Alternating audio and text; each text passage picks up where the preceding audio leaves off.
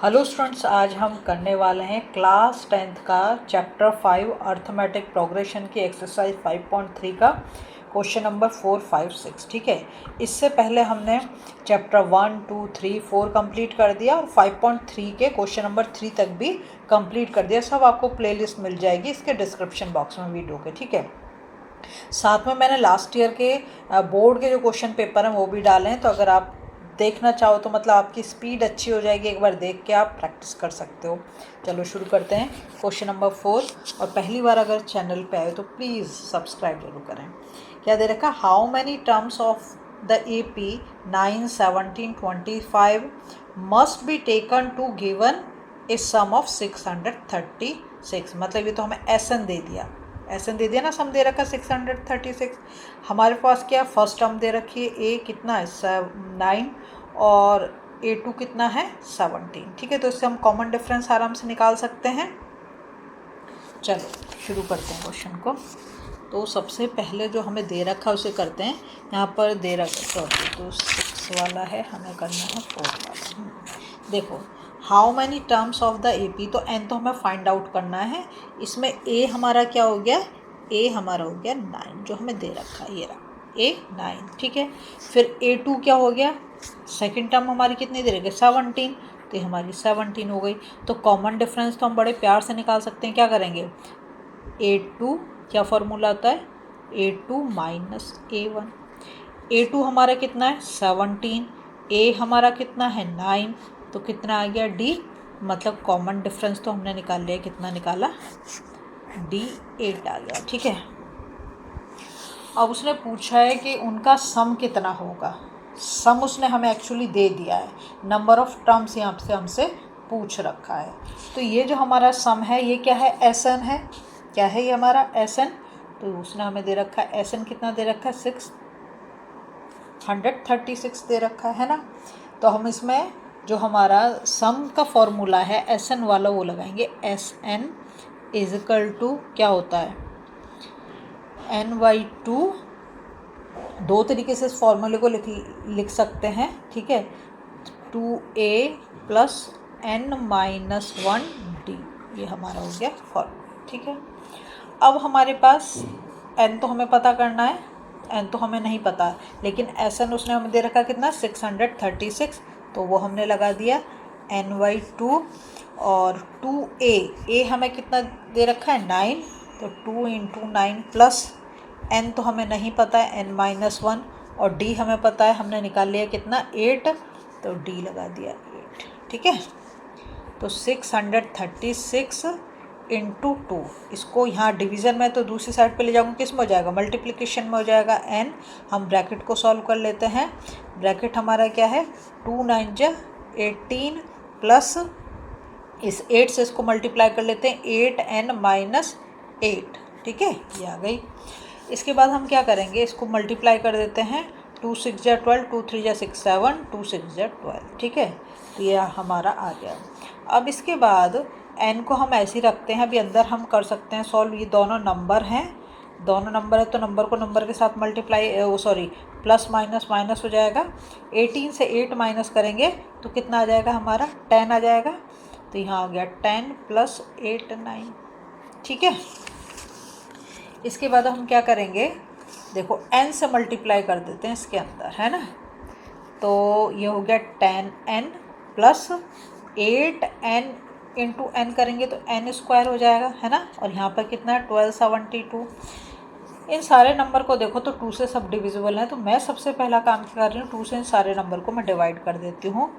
2 से इसको डिवाइड करा मैंने तो कितना हो जाएगा 2 6 जा 12, 2 3 जा 6, 2 6 जा 12। ठीक है, इसको 2 से डिवाइड करा 2 5 जा 10, इसको 2 से डिवाइड करा 2 4 जा 8। ठीक है, क्या ये क्वेश्चन निकल के है हमारी, ये देखो मैं दिखा 636 is equal to 5n plus 4n²। इसको मैं सीधा कर देती हूँ, तो 4n² plus 5n minus 636 is equal to 0।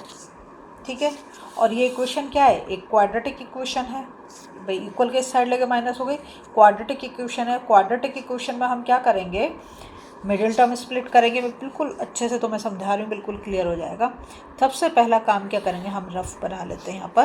तो 636 को हमें सबसे पहले 4 से मल्टीप्लाई करना है, क्योंकि ये कांस्टेंट टर्म और ये हमारी इसका जो कोफिशिएंट होगा उससे मल्टीप्लाई करेंगे।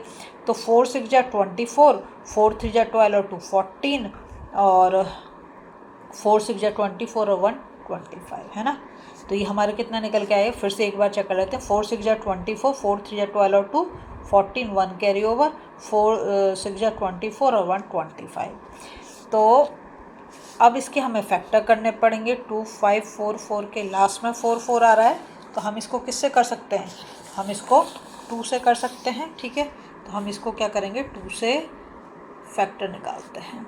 2 1 जा 2, 2 2 जा 4, और 2 7 जा 14 और 2 2 जा 4, फिर 2 से जा सकता है। 2 6 जा 12, 2 3 जा 6, 2 6 जा 12, फिर 2 से जा सकता है।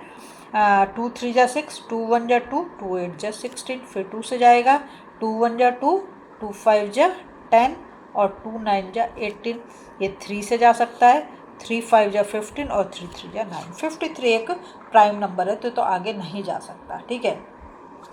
तो इसको मल्टीप्लाई करके देखो, बाहर वाले जो नंबर हैं, 2 2 जा 4, 4 2 जा 8, 8 2 जा 16 और 16 3 जा 48। तो अगर मैं 48 और 53 को मल्टीप्लाई करूं तो मेरे पास 2544 आ जाता है, ठीक है। और अगर मैं 53 से 48 को माइनस कर दूं, क्या कर दूं, 53 से अगर मैं 48 को माइनस करूं तो 5 आ जाता है। तो बीच में तो हमें क्या चाहिए, 5 ही चाहिए ना, मिडिल टर्म स्प्रेड करने के प्लस माइनस करके 5 चाहिए, और इन दोनों का मल्टीप्लिकेशन जो ये हमें चाहिए। तो हमने दोनों ही चीज़ निकाल ली। तो अब हम क्या करेंगे, देखो मिडिल टर्म स्प्लिट करेंगे। पहली टर्म को तो हम ऐसे लिखेंगे 4n², ठीक है। फिर यहाँ पे लगाएंगे -48, ये रहा हमारा term, -48n plus 53n -636 equals to 0, है ना। इन दोनों टर्म को लेंगे, इससे हम क्या करेंगे, 4n को कॉमन ले सकते हैं। तो 4n कॉमन ले लेते हैं, यहाँ पे n बचा, और 4 1 जा 4, 4 2 जा 8, ये तो n -12 हो गया। प्लस 53 को कॉमन ले लेंगे, यहाँ पे क्या बचा n, और यहाँ पे 53 से हम 636 को डिवाइड करेंगे तो यहाँ पर भी 12 आ जाएगा, ठीक है। अब क्या करेंगे हम, नेक्स्ट देखो, एक तो हमारा हो गया n -12, और एक फैक्टर क्या हो गया 4n प्लस 53, ठीक है। अब हम इसके दोनों के रूट निकालेंगे। तो n -12 इजिकल टू 0, है ना, यहाँ पे लिख देंगे। तो n की वैल्यू कितनी हो गई, 12। दूसरा क्या है, 4n प्लस 53 इजिकल टू 0, तो 4n इजिकल टू -53 हो जाएगा, और n इजिकल टू -53/4, ये दो हमारी 0 निकल के आ गई, ठीक है। अब हमारे जो है 2 0 तो निकले, एक 12 और एक -53/4। अब हमारी प्रॉब्लम क्या है कि जो n तो कभी भी नेगेटिव नहीं हो सकता ना, तो हम यहाँ पे लिख देंगे, क्या लिखेंगे, but n can not be negative, n तो कभी भी नेगेटिव नहीं हो सकता, है ना। हमने लिख दिया। नंबर कैसे नेगेटिव होगा, नंबर ऑफ टर्म्स, नंबर नहीं, नंबर ऑफ टर्म्स, ठीक है। तो हमारा, इसलिए हमारा आंसर क्या हो जाएगा, therefore n is equal to 12, thus the sum of 12 terms is 636, ठीक है। हमारा आंसर निकल गया, जो उसने हमसे पूछा था, सम पूछा था, सम हमने निकाल दिया, ठीक है। नेक्स्ट क्वेश्चन पे जाते हैं। तो नेक्स्ट क्वेश्चन में हमें क्या बोल रहा है, देखो यहाँ पर वो बोल रहा है the first term of an A P is 5, मतलब ए तो हमें 5 दे दिया, द लास्ट टर्म इज़ 45, तो एल हमें 45 दे दिया, एंड द सम इज़ 400, और एस एन कितना दे दिया 400। Find the number of terms, मतलब एन हमें पता करना है, एंड द कॉमन डिफरेंस, और कॉमन डिफरेंस हमें पता करना है, ठीक है। तो पहला जो गिवन है वो लिख लेते हैं। तो ए हमें कितना दे रखा है 5, ये रहा ए 5 दे रखा है। लास्ट टर्म मतलब एल कितना दे रखा है 45, ठीक है। इसे लास्ट टर्म भी लिख सकते हो या ए एन भी लिख सकते हो, nth टर्म, ठीक है। और सम कितना दे रखा है, मतलब SN कितना दे रखा है, 400 दे रखा है। ठीक है, तो सबसे पहला काम हम क्या कर सकते हैं इसके अंदर, क्वेश्चन के अकॉर्डिंग ये सब चीज़ तो हमने लिख दी, हम लगा देते हैं SN वाला फॉर्मूला।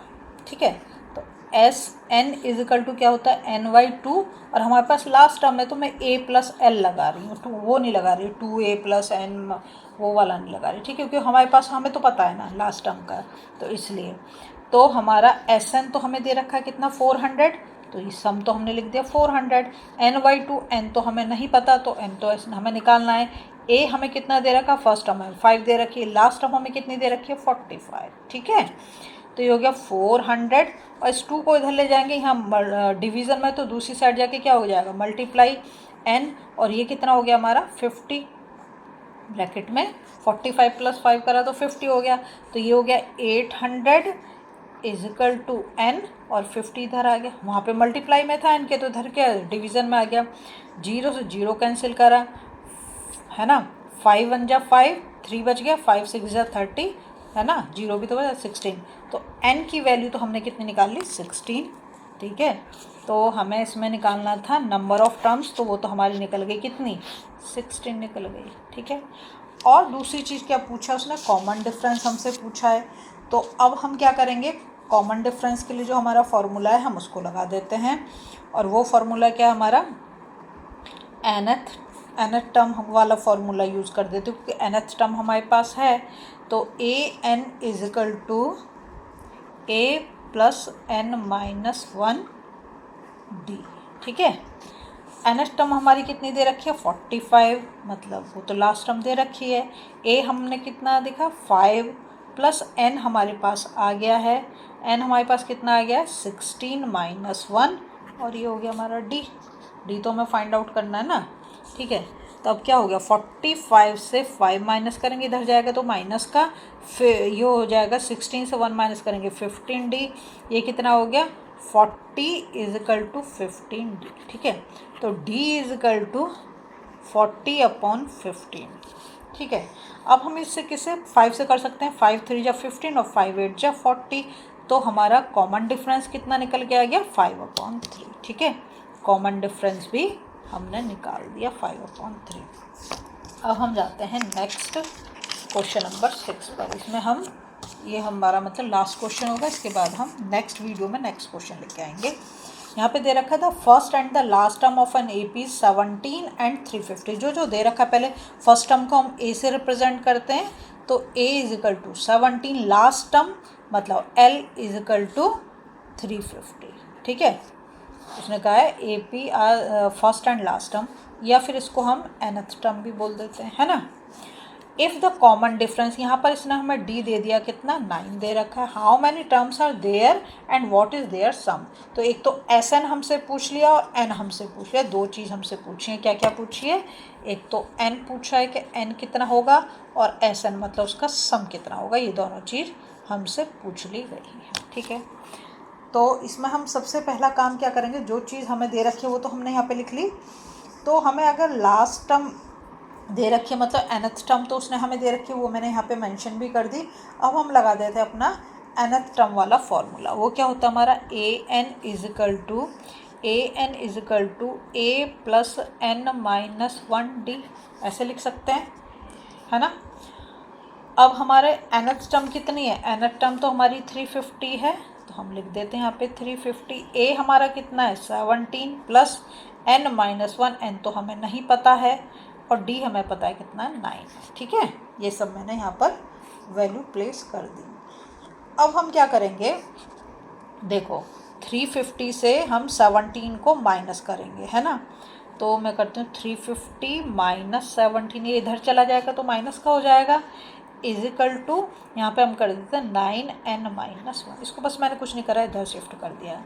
तो इससे इसको माइनस करेंगे तो 10 से 7 गया 3, और यहाँ पे कितना बच गया हमारा 4 से 1 गया तो 3, और ये 3, और 9 क्योंकि यहाँ पे मल्टीप्लिकेशन में, तो इसको मैं डिवीज़न में ले आती हूँ, तो N - 1। ठीक है, अब हम क्या करेंगे, देखो इससे इसको डिवाइड करते हैं, तो 9 3 जा 27, तो 13 से अगर हम उसको 7 को माइनस करें तो 6 बचेगा 63 और 9 7 जा 63।